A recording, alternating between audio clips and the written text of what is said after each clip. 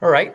Well, I'm here with Michael Stritch, Chief Investment Officer of BMO Wealth Management. Mike, thanks for making the time. Great, happy to be here, Stu. Thanks for having me.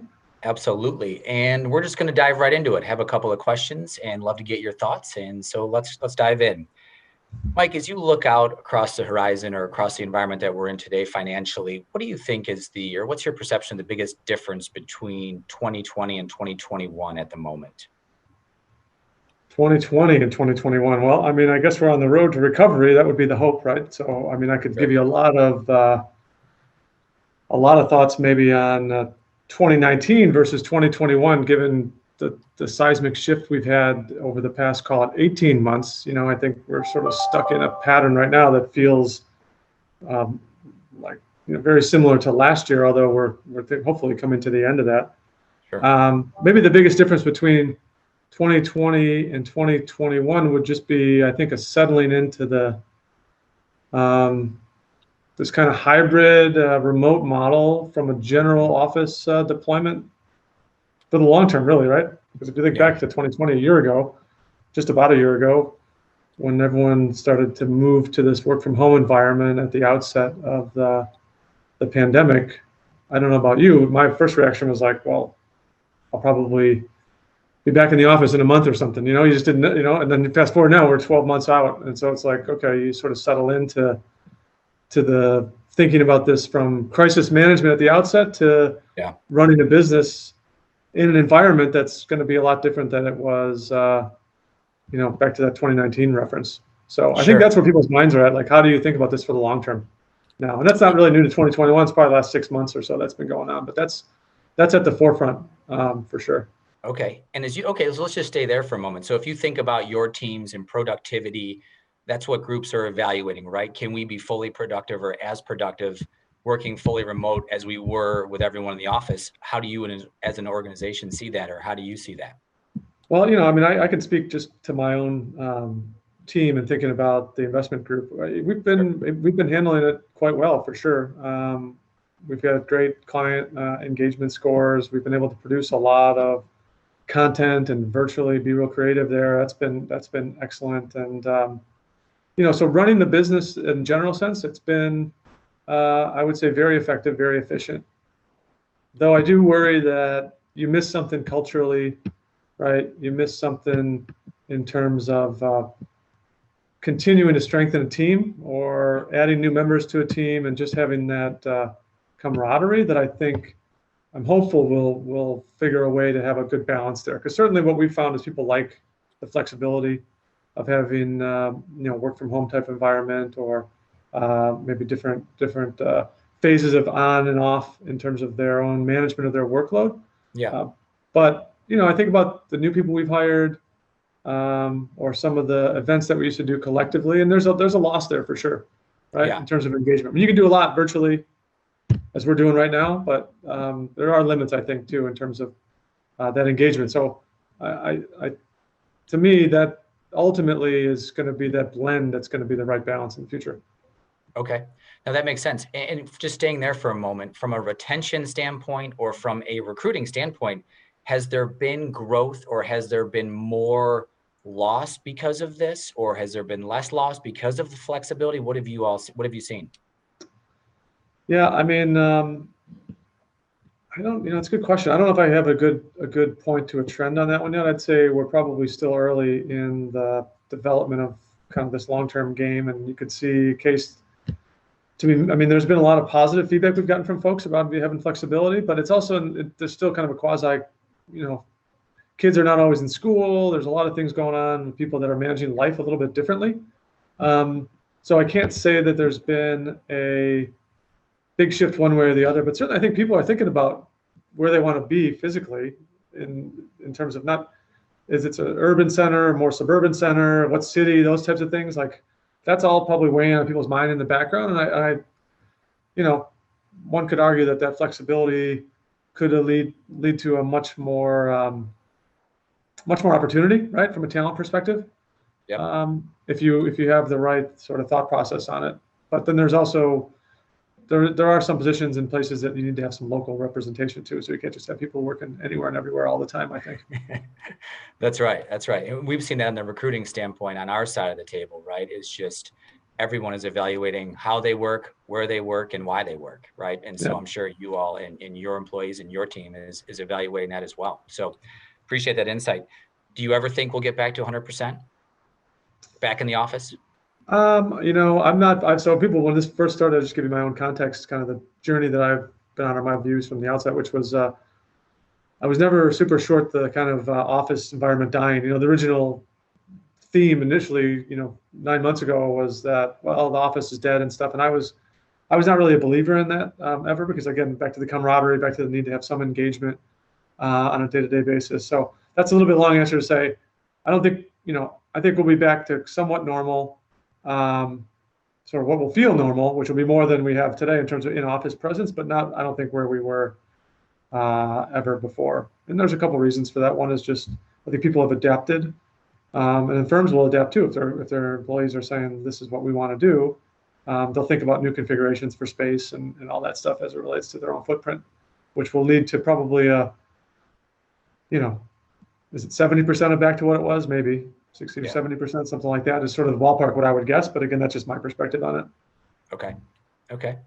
And staying there real briefly again, do you see the flexibility having a better impact to the overall business, or do you see this as now everyone's evaluating this from a life perspective? So maybe your pool of candidates or your team might get smaller because of that. Do you see that impact? Do you think that might be a challenge?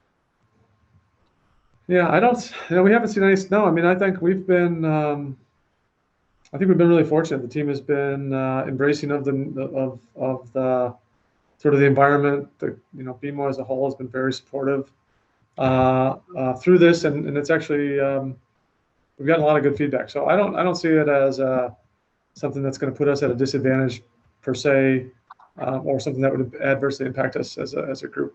Okay. Yeah. That's great. All right.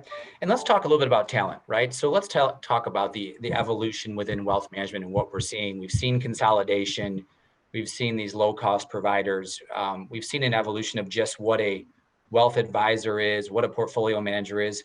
Talk to me a little bit about that evolution and what you see as the growth of that, or why that shifted. Is it because of the next generation and the wealth transfer going on to the next generation, or is it just more of a comprehensive, holistic view? What are your thoughts there? Yeah, I mean, I guess I would probably summarize it as it's a holistic sort of. If I think about the investment profession, if you stick on some of the investment element of wealth management, it is not unlike any other industry. It's a story of technology too, right? And access. If you rewind, even when I got into the business myself in the mid to late 1990s, I mean, brokers were still charging big commissions, to trade, and that was the model. And then it started to move from fee-based to fee-based kind of things, and the access became easier, and discount brokerage, and then you had robo-advisor evolution. Now the Robinhood phenomenon, where you don't have to pay anything as a consumer. You can talk about what the real cost there is or not, but that is sort of, that whole evolution has really remade kind of the focus for investment professionals in the wealth business and what they're bringing to the table as it relates to client engagements. It tends to be much more big, sort of macro, and I think even investment specialists have to have a foundational knowledge of all the estate planning and all the things that matter to an individual, right? So any investment professional that we're thinking about is someone that wants to have good technical expertise, but can relate on a number of fronts, even outside of investments. I think that's going to be, the folks that are going to have the most success going forward. And you think about this technology theme too. We've got a big research team here, and as do many other institutions, and you're able to create content centrally that you can get in the hands of folks a lot easier than you could have before. And so that lends again to more specialization maybe on the part of, in the wealth management context, investment advisors. If it's some things that are, explaining, navigating, managing things a little more complicated in terms of the execution side of it versus the traditional portfolio. I think that's a directional trend for you know, wealth advisors, investment professionals specifically. If you think about private type of transactions, private equity, those things, that they've become more popular and more widely allocated in the sort of kind of high net worth space. Yeah. It's a skill set to deal with those products that's different than just dealing with traditional type of investments. And I think that's another area that we see folks that are able to navigate that have a lot of success and will continue to in the future. Okay. That's great. And stay there on the technology side and in the what I would term the disruptors within investment management and also broader banking, right? You see the coming together of fintechs and banks creating these direct-to-consumer neobanks. Do you see that as the trend going forward, right? Are the disruptors now going to be the norm and the banks are going to be forced to evolve when it comes to all the moving pieces to compete? Or do you think they can coexist and have a competitive ecosystem that's going to be preferred by one client versus the other of who wants to use who? Yeah, again, I can only give my perspective probably on the vertical of the wealth. I mean, the Right. wealth management sort of space. Sure. I stay in that and I think about it. I think it's going to be, you know, you mentioned the disruptors, and if you think about the wealth management, like who is that? Is that sort of the kind of the more digital players, those types of models? I mean, my view on this one is, and it's evolved. I think the business landscape has evolved directionally in line with my thoughts that I've had for the past several years, which is, you know, you're always going to want to have this human type of interaction, right? We're doing it virtually here, but maybe in person, obviously, in many cases, ideally. But in the future, I think it's going to be much more acceptable to do these types of things virtually by a wide part of the, you know, a wider swath of people, certainly.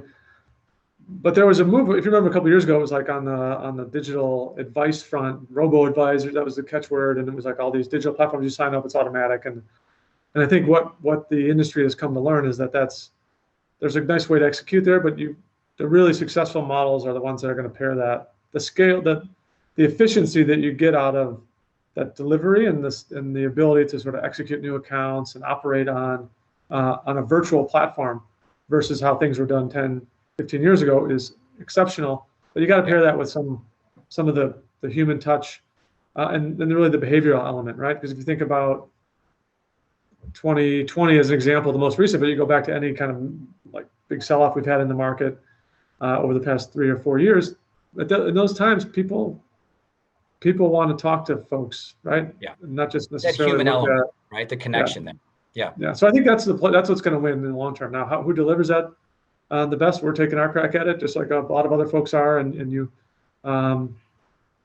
know, we'll see where it falls. But I think that model will be the model that is the one that will win the day in the end.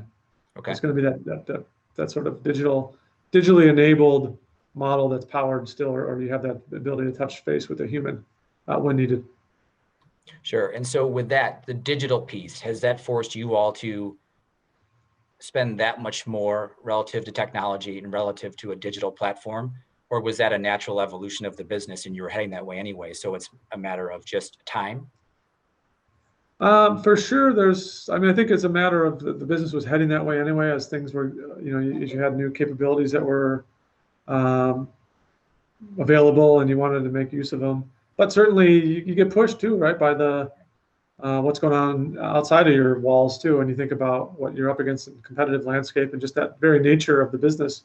So many folks, again, in wealth management, so many people in the wealth management space from all different types of industries that, you know, whether it's accounting firms to pure digital players to traditional banks to brokerages, just any number of competitors, and that forces you to keep your game up. So it's a huge focus for us as an institution overall, as it is for all banks, I think, but and wealth management specifically, it's something that we're constantly thinking of how can we do this, you know, more efficiently, faster, better, digitally in many cases, because that's where.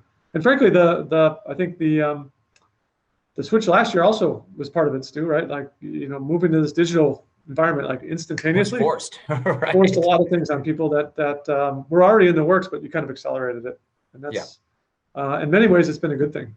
Yeah. You know. Okay.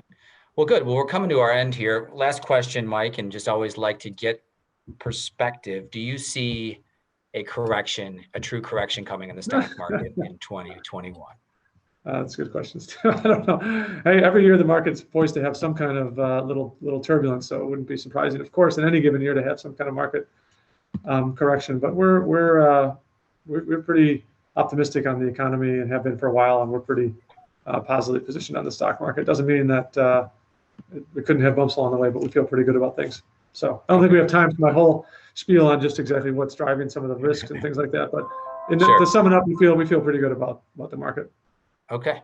Well, we'll hold that for next time. But Mike, thank you very much for your time, and have a great afternoon. My pleasure. Thanks for having me.